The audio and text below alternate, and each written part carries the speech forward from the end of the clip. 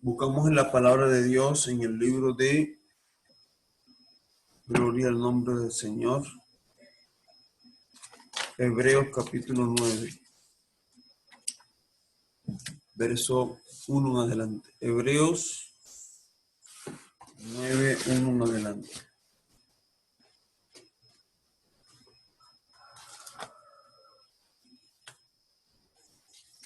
Hebreos capítulo 9, versículo 1 en adelante.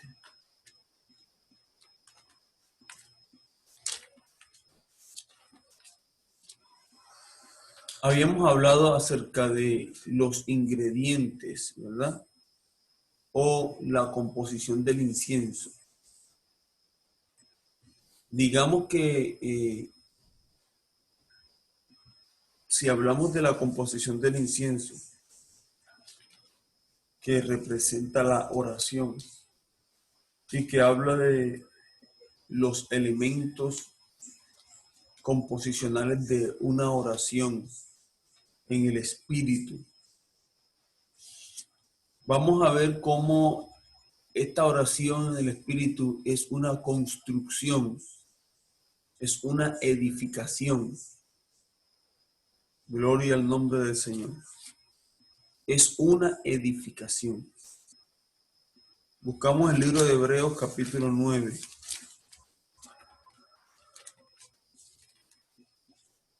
Dice la palabra en el nombre del Padre, del Hijo y del Espíritu Santo. Amén. Verso 1. Dice: y ahora bien, aún el primer pacto tenía ordenanza de culto y un santuario terrenal, porque el tabernáculo estaba dispuesto así. En la primera parte, llamada el lugar santo, estaba el candelero, la mesa y los panes de la proposición. Tras el segundo velo estaba la parte del tabernáculo llamada el lugar santísimo, el cual tenía un incensario de oro y el arca del pacto cubierta de oro por todas partes, en la que estaba una urna de oro que contenía el maná, la vara de Aarón que reverdeció y las tablas del pacto. Y sobre ella los querubines de gloria que cubrían el propiciatorio, de las cuales cosas no se pueden ahora hablar en detalle. Gloria al nombre del Señor. Decíamos que el sacerdocio, sobre todo el sumo sacerdocio, era un tipo de nuestro Señor Jesucristo. Jesucristo fue el único sacerdote, fue el sumo sacerdote de nuestra profesión, dice las Sagradas Escrituras. También dice la Biblia que Él es sacerdote para siempre, según el orden de Melquisedec, ¿no? Que Él es sacerdote para siempre. Gloria al poderoso nombre del Señor. Entonces, esto tiene ese orden. Tiene ese orden y es que Él es el sumo sacerdote para siempre. Ahora, Él como sumo sacerdote, así como el sumo sacerdote entraba una vez al año para expiar los pecados del pueblo, así nuestro Señor Jesucristo entró de una sola vez y para siempre en el lugar santísimo, habiendo obtenido eterna redención. Gloria al Señor. Entonces, el sumo sacerdote entraba y penetraba el lugar santísimo. Era el único con la facultad de penetrar hasta el lugar santísimo. Y esto no era cualquier cosa, sino que una vez al año tenía esa facultad para hacer la expiación. Además, cuando él entraba, debía tomar este incensario que hemos leído, el incensario de oro puro, colocar, meterle fuego adentro, brasas, llenarlo de brasas y tomar el incienso hecho polvo y echarlo en el incensario y llenar de una nube todo el lugar santísimo. Y esto me habla de la intercesión de Jesucristo. Jesucristo penetró al lugar santísimo para interceder por todos nosotros, para interceder. Él es el que está intercediendo por todos nosotros. Alabado sea Dios para siempre. Él es nuestro intercesor. Entonces, siendo esto así y siendo el Señor nuestro intercesor, vamos a hablar entonces del ministerio que se hacía antes del lugar santísimo. Y este ministerio era realizado por los sacerdotes. Si Jesucristo es el sumo sacerdote, entonces, ¿quién es el sacerdote? Claramente nos muestra, gloria al nombre del Señor, las Sagradas Escrituras, quién es el sacerdote. Puesto que el lugar santísimo hace referencia a los cielos mismos donde Jesucristo penetró, entonces el santuario va a hacer alusión a la tierra, y no solamente a la tierra, al santuario terrenal que hoy en día tenemos. Gloria al nombre del Señor. Entonces, ¿quién es el que está en la tierra ministrando para Dios? ¿Quién es el que está en la tierra ofreciendo sacrificios? ¿Quién es el que está en la tierra, gloria al nombre del Señor, haciendo todas las cosas? Alabados a Cristo para siempre. Estamos hablando del Espíritu Santo. Dice Jesús, conviene que yo penetre al lugar santísimo, porque si yo penetrara hasta el lugar santísimo, yo les enviaré al Consolador, yo les enviaré a un sacerdote que trabajará con vosotros. Amén. Y aquí está haciendo alusión el Señor al Espíritu Santo. Él es el Consolador. Él es nuestro Consolador. Amén. Él es nuestro Consolador. Entonces, eso debemos tenerlo muy en claro, tenerlo muy pendiente. Jesucristo es el Espíritu Santo es ese Consolador. Ahora bien, el sacerdote ministraba tanto en los atrios como dentro del santuario. Y como estamos hablando de lo que era el incienso, vamos a ver, gloria al nombre del Señor, en dónde y en cada parte se construye la oración en el Espíritu. La oración en el Espíritu es una construcción. No podemos pretender de buenas a primeras que nosotros vamos a obtener la victoria sobre la oración en el Espíritu desde un momento temprano de nuestra vida espiritual. Es decir, desde que iniciamos la infancia espiritual en el Evangelio, desde ese instante vamos a obtener una oración en el Espíritu. Y eso no es totalmente cierto. La oración en el Espíritu se construye a través del paso del tiempo y a través de un crecimiento en etapas. El tabernáculo nos revela ese crecimiento. Si nosotros hacemos una línea del tiempo y esa línea del tiempo concuerda con el camino desde la entrada del tabernáculo hasta detrás del velo en el lugar santísimo donde se encuentra el altar de oro, vamos a encontrar 4 etapas. Lo mismo vamos a leer en las Sagradas Escrituras. Cuando Jesús habla del crecimiento, vamos a encontrar 4 etapas de crecimiento. Entonces, tanto las etapas de crecimiento como las etapas que encontramos en el tabernáculo coinciden en que son 4. Eso sin contar con un sinnúmero de formas en que podemos identificar estas cuatro etapas de crecimiento. Entonces, número 1, la primera etapa de crecimiento está dada exactamente, gloria al nombre del Señor, esa primera etapa de crecimiento está dada por el primer factor, ¿verdad? Y es el factor de lo que es creer. Una primera etapa de una persona que va en camino hacia un acercamiento hacia el Señor, hacia la construcción de una oración en el Espíritu, es comenzando con creer, ¿verdad? En el tabernáculo lo primero que encontramos que es el altar de bronce. Recuerde que en otras ocasiones hemos explicado que el altar de bronce hace alusión al ministerio evangelístico. Y recuerde que el altar de bronce era el mueble con el cual el sacerdote consumía el cuerpo del sacrificio. Si usted nota, vamos a encontrar que lo primero que se ofrecía en un sacrificio era la cabeza. Y sabemos quién es la cabeza. La cabeza es nuestro Señor Jesucristo. Nuestro Señor Jesucristo, alabado sea Dios para siempre, es la cabeza. Él es la cabeza.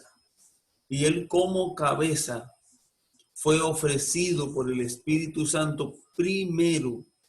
Él fue ofrecido por el Espíritu Santo primero. Luego, después de que se ofrecía la cabeza, había que ofrecer las piernas con las entrañas y la grosura. ¿Sí? Y esto hace alusión al cuerpo, a lo que es la iglesia. ¿Sí? Entonces, en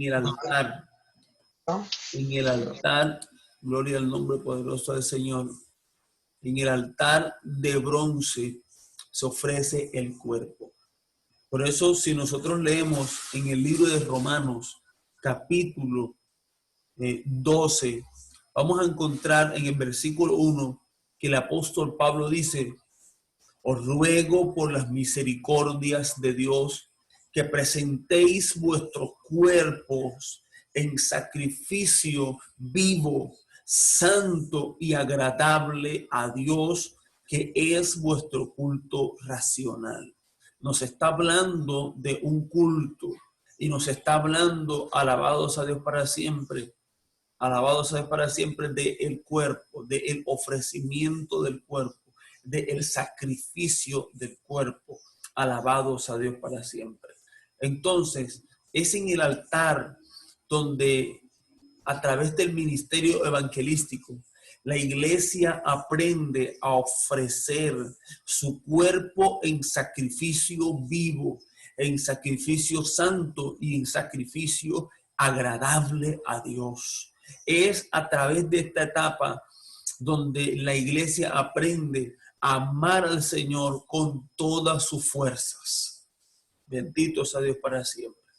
Cuando nosotros venimos del mundo, venimos con muchas cosas carnales. Por ejemplo, en el mundo las personas no les importaba amanecer 2, 3 días a causa de su esclavitud del pecado. Entonces la gente viene con un cuerpo dispuesto para lo que sea, sobre todo para el pecado. Y cuando la persona se convierte al evangelio, viene con esa fuerza.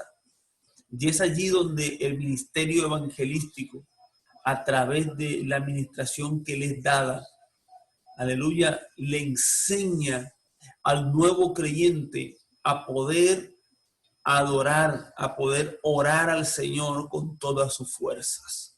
Alabado sea Dios para siempre, con todas sus fuerzas. Aprende a adorar a Dios con sus fuerzas. Bendito y alabado sea Dios. Es en esta etapa inicial donde el creyente aprende el esfuerzo. Y es por eso que tú ves a los nuevos creyentes que dicen que, por ejemplo, si hacen 3 días de ayuno, esos nuevos creyentes se meten en 3 días de ayuno. Si hacen oración, por ejemplo, un poco de tiempo, a ellos no les importa. Y nosotros decimos, no, lo que pasa es que está en el primer amor. Alabado sea para Dios. No es eso, sino que en esa etapa el creyente aprende a amar a Dios con todas sus fuerzas. aprende a amar a Dios con sus fuerzas. Gloria al nombre del Señor. Y le pone todas sus fuerzas. Y eso es lo que dice la Escritura, el primer amor. Entonces, ¿qué dice la Sagrada Escritura acerca del ministerio evangelístico? Mira lo que dice. Dice en Proverbios, por la fuerza del buey se llenan los graneros. Cuando hablamos en la Sagrada Escritura del buey, hace alusión al ministerio evangelístico. Porque en la ley encontramos una palabra que dice, no pondrás bozal al buey que trilla.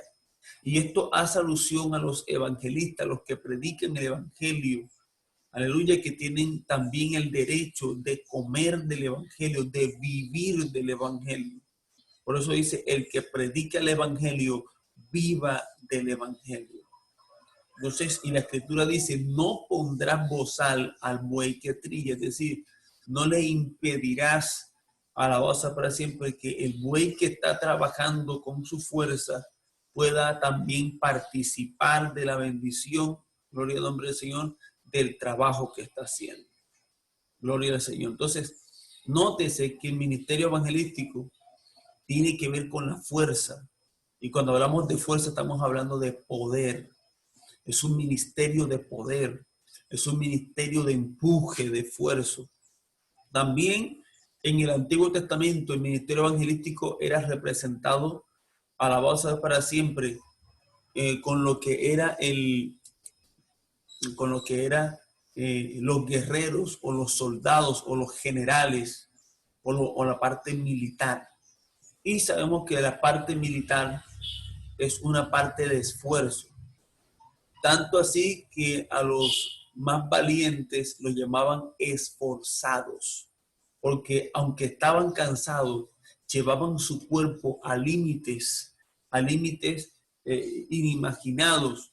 Vemos el caso de aquel que por defender un campo de lenteja empezó a luchar y a luchar hasta que la espada se le quedó pegada a la mano.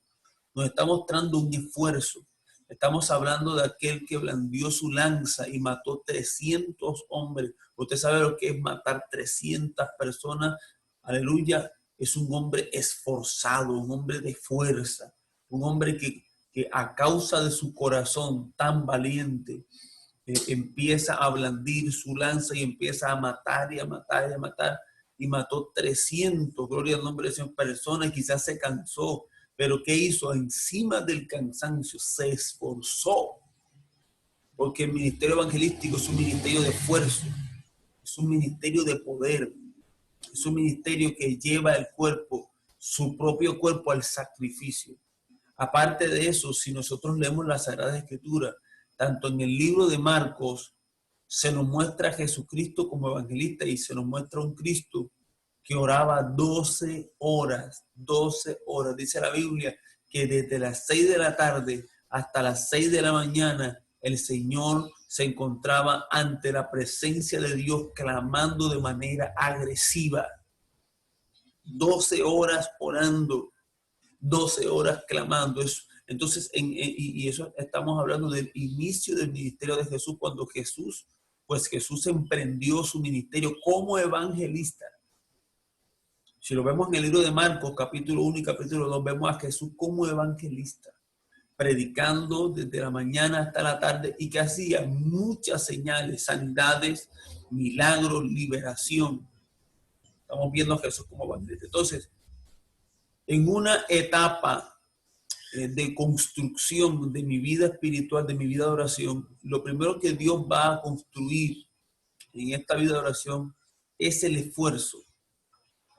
Es en la etapa inicial de mi vida espiritual que voy a aprender el esfuerzo en la oración. Cuando ese primer amor está candente, cuando ese primer amor está allí encendido, cuando ese primer amor está allí encendido, entonces yo voy a ofrecer mi cuerpo como nuevo creyente. Debo aprender y es allí, y es por eso que los nuevos creyentes dan tanto para Dios. Usted les pide que vayan a cierta campaña que puede estar a kilómetros y van porque ellos aman empiezan a amar con sus fuerzas. Tienen una fuerza para amar a Dios y esta fuerza se conoce en la Biblia como primer amor. Alabado sea Dios para siempre. Dios se lo viene reclamando cuando vamos al libro de Apocalipsis en el capítulo 2. Empieza Dios a reclamarle a la iglesia de Éfeso, al ángel. Recuerde que le habla, o el Señor le dice, escribe al ángel, o sea, escribe al pastor de la iglesia de Éfeso y le dice, tengo contra ti que has dejado tu primer amor. Entonces quiere decir que aunque en mis etapas iniciales se construye en mí una oración basada en el esfuerzo, eso no quiere decir que es una etapa que yo debo dejar. Gloria al Señor. No es como la etapa de crecimiento, que yo soy un niño y ya dejo de ser niño para ser hombre. No. Esto es una etapa constructiva. Es decir, que yo integro a mi vida el esfuerzo en estas primeras etapas de crecimiento espiritual, en estas etapas iniciales como nuevo creyente. Incorporo en mi vida el esfuerzo, pero eso no quiere decir que una vez pase esta etapa, ya el esfuerzo lo voy a dejar de un lado y voy a cambiar. No, Señor, sino que a ese esfuerzo que ya se construyó en mí, voy a añadir un segundo elemento. Y es cuando el creyente pasa de ser hierba, una simple hierba, hablando de crecimiento, pasa de una simple hierba a ser o le empieza a brotar una espiga. Nótese que, aleluya, no sale la espiga sola y la hierba, las hojas que tiene la hierba en su etapa inicial desaparecen, no. Sino que a esas hojas iniciales que brotaron se le añade la espiga. Por eso estamos hablando que es de una etapa constructiva, una etapa de crecimiento, una etapa de construcción donde se echan los cimientos y luego sobre esos cimientos se construyen las demás cosas. Entonces, sobre el esfuerzo es que se construye una vida espiritual plena, una oración en el Espíritu. Entonces, la segunda etapa de crecimiento en un creyente sería la espiga, y eso nos está hablando del florecimiento. La espiga en el trigo era como la flor. Y en un proceso de acercamiento, en un proceso de construcción de una vida de oración, el segundo ingrediente que se añade es el entendimiento. En una vida de oración es el entendimiento. Aleluya. En esta primera etapa, por eso es que antes de continuar, en la etapa inicial está caracterizada por la rogativa. Si usted hace un poquito de referencia en el mundo físico a un nuevo creyente, usted va a notar que su oración está muy inclinada al ruego, a la súplica, porque en una primera instancia de un acercamiento a Dios y un perdón de Dios, ese nuevo creyente va a cometer una serie de errores que le van a llevar a pedirle perdón al Señor con mucha constancia, y esto le va a llevar obviamente a una súplica, a un ruego. Entonces viene una segunda etapa que es la etapa del entendimiento, donde la mente es enseñada por la palabra.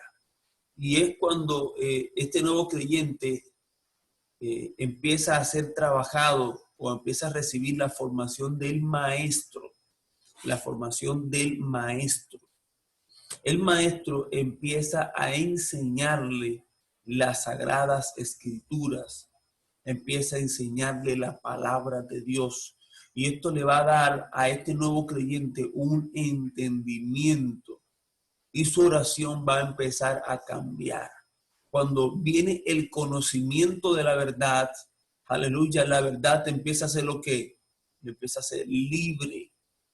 Cuando viene el conocimiento de las sagradas escrituras, este nuevo creyente va a empezar a ser liberado. Su entendimiento va a empezar a fluir. Alabados a Dios para siempre. Va a empezar a llegar al conocimiento de la verdad. Y es ahí donde el entendimiento va a empezar a entrar en una renovación. Es donde el creyente va a aprender la doctrina de la oración. Es donde el creyente va a aprender, gloria al nombre del Señor, las verdades del Evangelio. Es donde el creyente se va a empezar a documentar en lo que realmente debe aprender frente a este tema. El creyente va a entrar en un crecimiento espiritual, en un crecimiento en el entendimiento. Esta persona va a empezar a lograr que su mente adquiera los entendimientos básicos y su oración va a empezar a añadírsele un elemento. Ya no únicamente está la rogativa, ya no está únicamente la fuerza, el esfuerzo, sino que, gloria al nombre del Señor, va a tener un nuevo ingrediente y es el entendimiento. Ya no únicamente va a enfocar su vida en el ruego, pidiendo perdón y misericordia, sino que ya va a tener paz a causa de que la verdad le va a hacer libre de muchas situaciones. Gloria al nombre del Señor. La verdad le va a hacer libre. Alabados a Dios para siempre. Entonces, hemos finalizado esta primera parte de este tema. Vamos a cortar y arrancamos la segunda parte inmediatamente.